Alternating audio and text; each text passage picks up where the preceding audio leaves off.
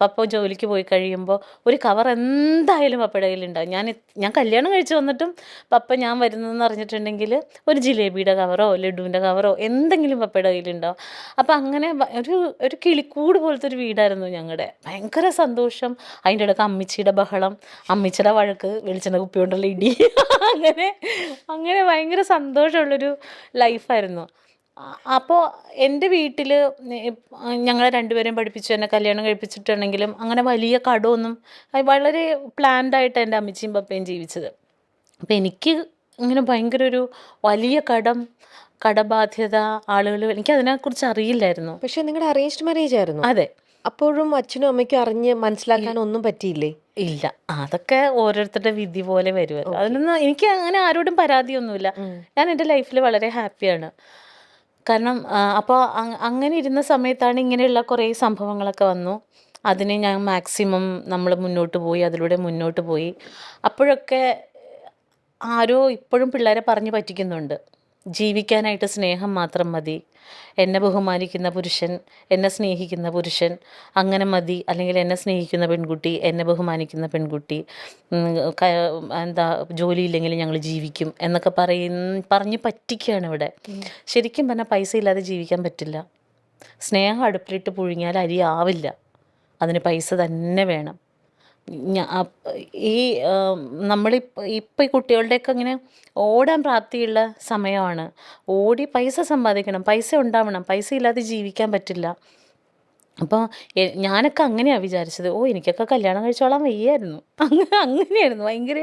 ഭയങ്കര ഇഷ്ടമായിരുന്നു. പക്ഷേ അതിന് ശേഷമുള്ള ജീവിതം നമ്മൾ വിചാരിക്കുന്ന പോലെ അത്ര ഈസിയല്ല. നമുക്ക് ഓഫ് കോഴ്സ് ബഹുമാനം വേണം, സ്നേഹം വേണം, ഒക്കെ വേണം.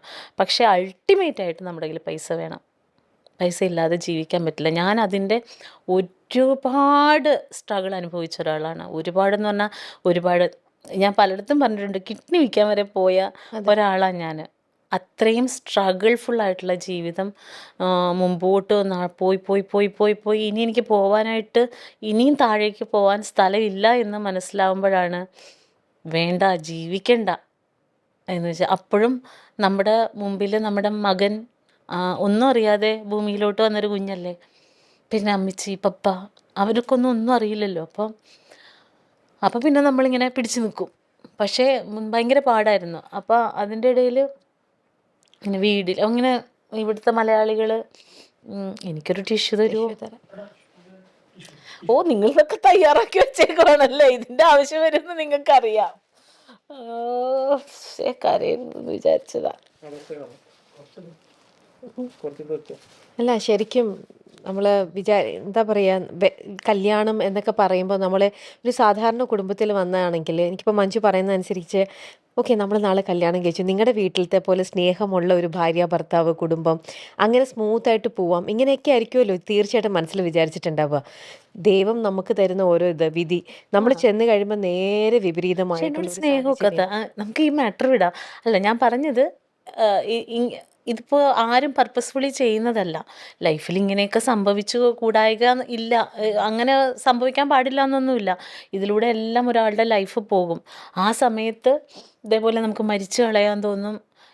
ഒരു കൈ എവിടെന്നെങ്കിലും കിട്ടിയില്ലെങ്കിൽ നമ്മൾ മരിച്ചു പോകും. എന്തെങ്കിലും അങ്ങനെ അറ്റംപ്റ്റ് ചെയ്തിട്ടുണ്ടോ?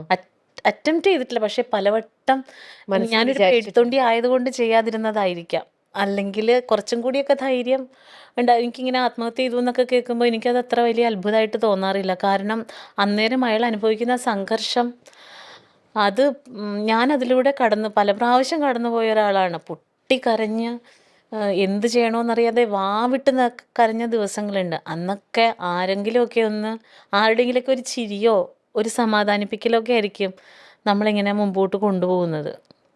അപ്പോൾ അന്നേരം ആരാണ് അങ്ങനെയൊക്കെ നമ്മുടെ മനസ്സ് ഇത്രയും വിഷമിച്ചിരിക്കുമ്പോൾ അങ്ങനത്തെ ഒരു ചിന്ത മനസ്സിലേക്ക് പോവണ്ട, അല്ലെങ്കിൽ അങ്ങനെ ചെയ്യണ്ട? ഒരേ ഒരാളേ ഉള്ളൂ, മോൻ. അവൻ്റെ മുഖം കാണുമ്പോൾ ഒന്നും ചെയ്യാൻ തോന്നൂല. അവനിങ്ങനെ നോക്കണ കാണുമ്പോൾ അയ്യോ ആ കണ്ണ് എനിക്കത് എൻ്റെ തന്നെ കണ്ണുകൾ നിറയണു. അവൻ മാത്രമാണ് ലൈഫിൽ മുമ്പോട്ട് പോകാൻ പ്രേരിപ്പിക്കുന്ന ഒരേ ഒരാൾ ഇന്നും. ഇപ്പോഴും മോന് വേണ്ടിയിട്ടാണ് നമ്മുടെ ഓട്ടവും എല്ലാം. ശരിക്കും നമുക്ക് മക്കളായി കഴിയുമ്പോഴത്തേക്ക് ഞാനും ഒരു അമ്മയല്ലേ, എനിക്കറിയാം. നമ്മൾ മക്കൾക്ക് വേണ്ടിയിട്ട് നമ്മുടെ എല്ലാം കൊടുക്കാൻ നമ്മൾ നോക്കും. ഇന്നിപ്പോൾ എല്ലാവരും പറയുന്നുണ്ട് സെൽഫ് ലവ് വേണം. എല്ലാവരും പറയും നമ്മൾ നമ്മളെ ആദ്യം സ്നേഹിക്കണം എന്നിട്ടേ മക്കളെ സ്നേഹിക്കാവുള്ളൂ, മറ്റുള്ളവരെ. പക്ഷേ പലർക്കും പറ്റില്ല പറ്റില്ല. നമുക്ക്. മക്കൾ നമ്മള് കഴിഞ്ഞിട്ട് ഈവൻ നമുക്ക് അങ്ങനെ സ്നേഹത്തിലൊക്കെ തോറ്റുപോകാൻ പാകത്തിനുള്ള മനുഷ്യരാണ് നമ്മൾ. ഒരു ഒരു പട്ടിക്കുഞ്ഞിൻ്റെ സ്നേഹം പോലും ജയിക്കാൻ നമുക്ക് പറ്റില്ല. അതിനെ പോലും അതിനെപ്പോലും അതിൻ്റെ സ്നേഹം പോലും വേണ്ടാന്ന് വെക്കാൻ പറ്റാത്ത നിസ്സാരപ്പെട്ട ജീവികളാണ് നമ്മൾ. നമ്മളെ ആരെങ്കിലും സ്നേഹിച്ചാൽ നമ്മൾ മനസ്സ് തുറന്ന് സ്നേഹിക്കും. നമ്മൾ അന്നേരം നമ്മളെ സ്നേഹിക്കാനല്ല നോക്കുന്നത്, അവരെ വാരിപ്പുണരാനും അവരെ സ്നേഹിക്കാനുമാണ് നോക്കുന്നത്. എനിക്കൊരു പപ്പിക്കുട്ടിയുണ്ട്. ഞാൻ ഇപ്പോഴത്തെ എൻ്റെ സങ്കടം, ദൈവമേ എൻ്റെ കുഞ്ഞിനെന്തെങ്കിലും പറ്റുമോ, അവൾക്ക് എന്തെങ്കിലും അത്രയ്ക്കും അവൾക്ക് ഞാനല്ലാതെ വേറെ ആരുമില്ലല്ലോ, ഈ ചിന്തയാണ് നമ്മൾ പലപ്പോഴും തോറ്റു പോണേ. ഇപ്പം എൻ്റെ മോൻ, അവന് ഞാനല്ലാതെ വേറെ ആരാ ഉള്ളേ, അവനെങ്ങനെ ജീവിക്കും ഞാനില്ലാതായ, അവൻ ആര് വിശക്കുന്ന ചോറ് കൊടുക്കും. അങ്ങനെയൊക്കെയുള്ള നമ്മുടെ അന്നത്തെ ആദിയായിരുന്നു നമ്മുടെ ജീവിതത്തിൽ പിടിച്ചു നിർത്തിയത്. അവന് ഇത്രയും സ്നേഹനിധിയായ ഒരു അമ്മേനെ കിട്ടുക അവൻ്റെ ഭാഗ്യമാണ്, ഇത്രയും നല്ലൊരു അമ്മേനെ കിട്ടുക. അതുകൊണ്ട് തന്നെയാണല്ലോ അവന് വേണ്ടിയിട്ട് മഞ്ജു പലതും ഇത്തരത്തിലുള്ള ഒരു സാഹചര്യങ്ങളിൽ നിന്നും മകൻ്റെ ഓർമ്മ, അത് ദൈവത്തിൻ്റെ ഒരു വിദ്യയായിരിക്കും. ആ ഒരു സെക്കൻഡിൽ അതും മറന്നുപോയാൽ നമ്മളത് ചെയ്തേക്കാം അല്ലേ. പക്ഷെ ആ സെക്കൻഡിൽ മകൻ്റെ മുഖം ഓർമ്മിപ്പിച്ചുകൊണ്ടല്ലേ അതിൽ നിന്നെല്ലാം പിന്തിരിഞ്ഞ് വരാൻ പറ്റിയത്. അപ്പോൾ ഇങ്ങനെയൊക്കെ വരുമ്പോഴും കൂടെ നല്ലത് പറഞ്ഞു തരാൻ നല്ല കൂട്ടുകാർ അന്നേരം ഉണ്ടായിരുന്നോ? അപ്പം ഉണ്ടായിരുന്നില്ല. ഫ്രണ്ട്സ്, എനിക്ക് വെറുതെ അല്ല ഭാര്യ, ഫ്രണ്ട്സ് എപ്പോഴും ഉണ്ടായിരുന്നു. പക്ഷേ നല്ല സുഹൃത്തുക്കൾ, നമ്മൾ എന്ത് സംഭവിച്ചാലും നമ്മുടെ കൂടെ ഒരാളുണ്ടാവും എന്ന് തിരിച്ചറിഞ്ഞത് വെറുതെ അല്ല ഭാര്യയ്ക്ക് ശേഷം സിമി എന്ന് പറയുന്ന എൻ്റെ ഫ്രണ്ടിനെ കണ്ടതിന് ശേഷമാണ്. അതുവരെയുള്ള സൗഹൃദങ്ങളൊക്കെ വിളിക്കുമ്പോൾ ചിരിക്കുന്ന സൗഹൃദങ്ങൾ മാത്രമേ ഉണ്ടായിരുന്നുള്ളൂ. ഇതങ്ങനെയല്ല. അപ്പോൾ സിമിയെ സംബന്ധിച്ച് ഞങ്ങൾ തമാശ പറയും. ഞാനിപ്പോൾ അവളോട് എന്ന് പറയുന്നത്, എടാ എനിക്കിങ്ങനെ ഒരാളെ കൊല്ലണ്ടി വന്നു എന്ന് പറഞ്ഞാൽ അവൾ ഉടനെ പറയും, സാരമില്ല, അതൊക്കെ സ്വാഭാവികം, ഒരു കുഴപ്പമില്ല, അത് നമുക്ക് ആരെങ്കിലും വിളിച്ച് ചോദിച്ചു നോക്കാം, നിന്റെ ഭാഗത്ത് തെറ്റില്ലല്ലോ. ഞാനാണെങ്കിൽ അങ്ങനെ നീ വിഷമിക്കണ്ട കേട്ടോ, നമുക്ക് നോക്കാം, നമുക്ക് മറ്റേ നോക്കട്ടെ കേട്ടോ, ഫോണിൽ നോക്കട്ടെ ആരെങ്കിലും ഉണ്ടോ ഉടനെ ഫോൺ, മോളെ ഒരു ജഡ്ജിനെ കാണുന്നുണ്ട്, നമുക്ക് അങ്ങനെ പറയുന്നൊരു ഫ്രണ്ടാണ് എൻ്റെ. അതുപോലെ തന്നെ അവൾ എന്ത് പ്രശ്നം ഉണ്ടെങ്കിലും, ഇനിയിപ്പോൾ അതെന്ത് ഭൂമി ഇടിഞ്ഞു വീണെന്ന് പറഞ്ഞാലും എൻ്റെ കൂടെ ഉണ്ടാവും സിമി. അങ്ങനെയുള്ള സുഹൃത്തുക്കളെ കിട്ടാൻ ഭയങ്കര പാടാണ്.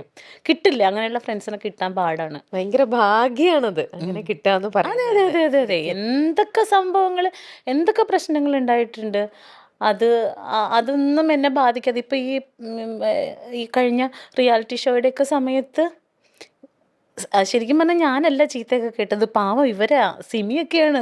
സിമിയൊക്കെ നടന്ന് ചീത്ത കേൾക്കുമായിരുന്നു.